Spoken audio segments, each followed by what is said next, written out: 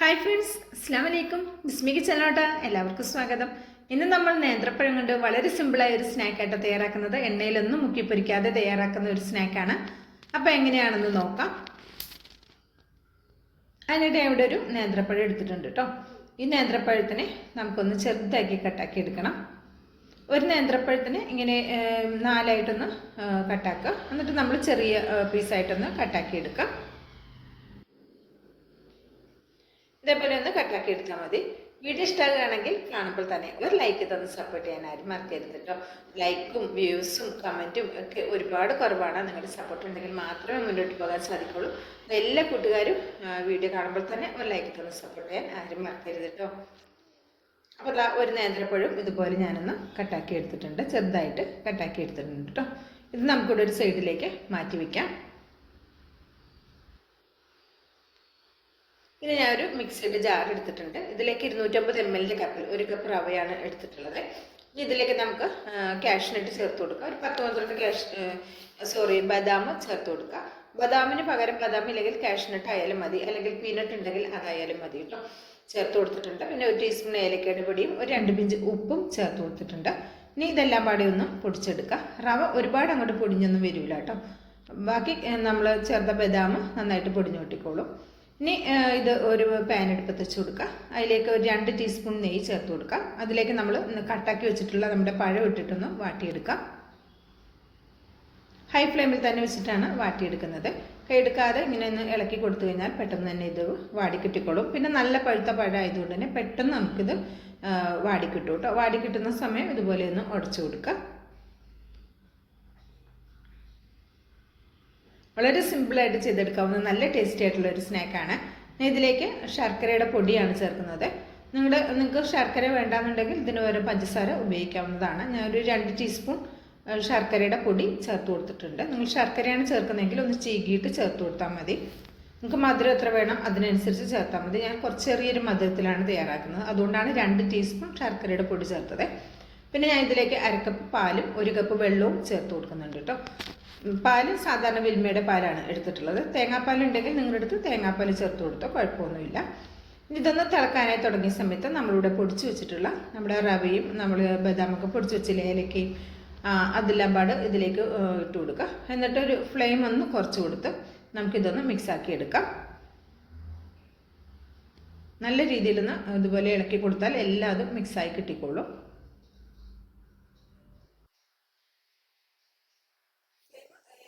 വെക്കേണ്ട, അതിൽ നിന്നൊരു അല്പം കൂട്ടി വെച്ചോളൂ കേട്ടോ. ഇതുപോലെ ഒന്ന് മിക്സാക്കി വന്നു കഴിഞ്ഞാൽ ഞാൻ ഇതിലേക്ക് ഒരു 1 കപ്പ് ഫ്രഷ് ആയിട്ട് ചിരകി എടുത്തിട്ടുള്ള തേങ്ങ കൂടെ ചേർത്ത് കൊടുക്കുന്നുണ്ട്. ഇടയിൽ ഇങ്ങനെ കടിക്കാൻ കിട്ടുമ്പോൾ നല്ല ടേസ്റ്റാണ്. നന്നായി മിക്സാക്കിയതിന് ശേഷം നമുക്ക് ഫ്ലെയിം ഓഫാക്കിയിട്ട് ഇത് ചൂടാറാൻ വേണ്ടിയിട്ടൊന്ന് മാറ്റി വെക്കണം.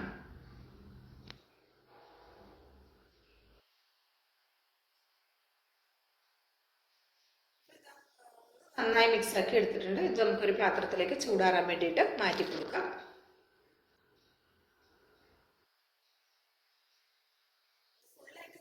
ചെറിയൊരു ചൂടുണ്ടെങ്കിൽ കുഴപ്പമില്ല. ഇപ്പം നമുക്ക് കൈ തൊടാൻ പറ്റാത്തത്ര ചൂടുണ്ട്. അപ്പോൾ ചെറുതായിട്ടൊന്ന് ചൂടാറി വന്നിട്ടുണ്ട്. നമുക്കിത് നന്നായിട്ടൊന്ന് കുഴച്ചെടുക്കാം.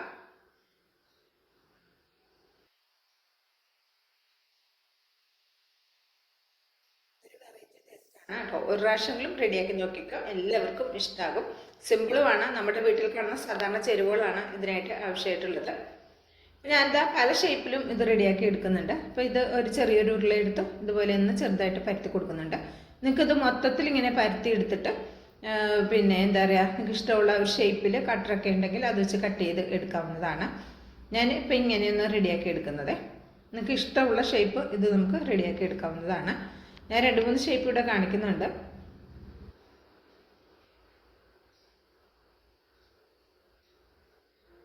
ഈ ഒരു ഷേപ്പിൽ ഒരു 3-4 എണ്ണം റെഡിയാക്കുന്നുണ്ട്.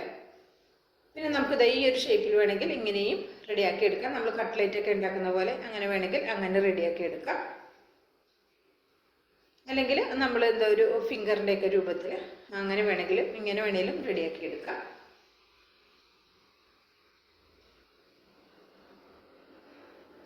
കയ്യിലൊട്ടി പിടിക്കുകയൊന്നുമില്ല. നമ്മൾ എന്താ പറയുക, കയ്യിൽ എണ്ണയൊന്നും തൂത്ത് കൊടുക്കേണ്ട ആവശ്യമില്ല. അതാ ഈ രീതിയിൽ ഇങ്ങനെയും റെഡിയാക്കി എടുക്കാം.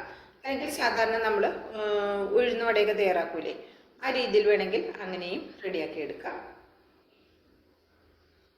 ഇങ്ങനെയൊക്കെ റെഡിയാക്കി എടുക്കുന്ന സമയത്ത് അതൊന്ന് വെന്ത് കിട്ടാൻ കുറച്ചുകൂടി ടൈം എടുക്കും കേട്ടോ.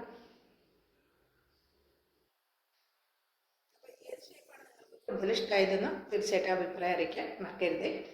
ഇനി ഇതുപോലെ ഒരു പാൻ അടുപ്പത്ത് വെച്ച് കൊടുത്തിട്ടുണ്ട്. 1 ടേബിൾ സ്പൂൺ വരുന്ന നെയ്യാണ് ചേർത്ത് കൊടുത്തത്. ഇതിലേക്ക് നമ്മളുടെ ആദ്യം ഇങ്ങനെ പരത്തി വെച്ചിട്ടുള്ളത് ഇട്ട് കൊടുക്കാം. എനിക്ക് കൂടുതലായിട്ട് ഇഷ്ടമായത് ഇങ്ങനെ പരത്തിയിട്ട് നമ്മൾ ഇതുപോലെ ഫ്രൈ ചെയ്തെടുത്തതാണ് കേട്ടോ. നല്ല മൊരിഞ്ഞിട്ടുണ്ടാവും, നല്ല നെയ്യിൻ്റെ ടേസ്റ്റും ഒക്കെ ആയിട്ട് നല്ല അടിപൊളി ടേസ്റ്റാണ്. മറ്റേതും ടേസ്റ്റൊക്കെ ഒന്ന് തന്നെയാണ്. ഇതാകുമ്പോൾ കുറച്ചുകൂടി പരത്തി എടുക്കുന്നതാകുമ്പോൾ ഒന്നും കൂടി നല്ലതായിട്ട് മൊരിഞ്ഞിട്ടുണ്ടാവും. അതാണ് എനിക്ക് കൂടുതലായിട്ട് ഇഷ്ടമായത്. നിങ്ങളിത് റെഡിയാക്കി നോക്കിയിട്ട് ഏതാണ് ഇഷ്ടമായത് എന്നുള്ളത് കമൻറ്റ് ചെയ്യണം കേട്ടോ. നമുക്ക് ബാക്കിയുള്ളതെല്ലാം ഇതുപോലെ നമുക്ക് റെഡിയാക്കി എടുക്കാം. ഒരുപാട് നെയ്യുടെ ഒന്നും ആവശ്യമില്ല, പെട്ടെന്ന് തന്നെ റെഡിയാക്കി കിട്ടിക്കോളും. ഒരുപാട് കുക്കിംഗ് ടൈമും ഇല്ല കേട്ടോ. ഇത് മുഴുവനും ഞാനിവിടെ റെഡിയാക്കി എടുത്തിട്ടുണ്ട്.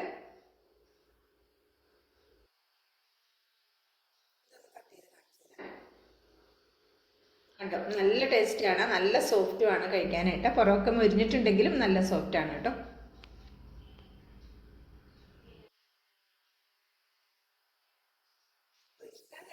ട്രൈ ചെയ്ത് നോക്കുക, അഭിപ്രായം അറിയിക്കുക, ലൈക്കും ചെയ്യാം കേട്ടോ.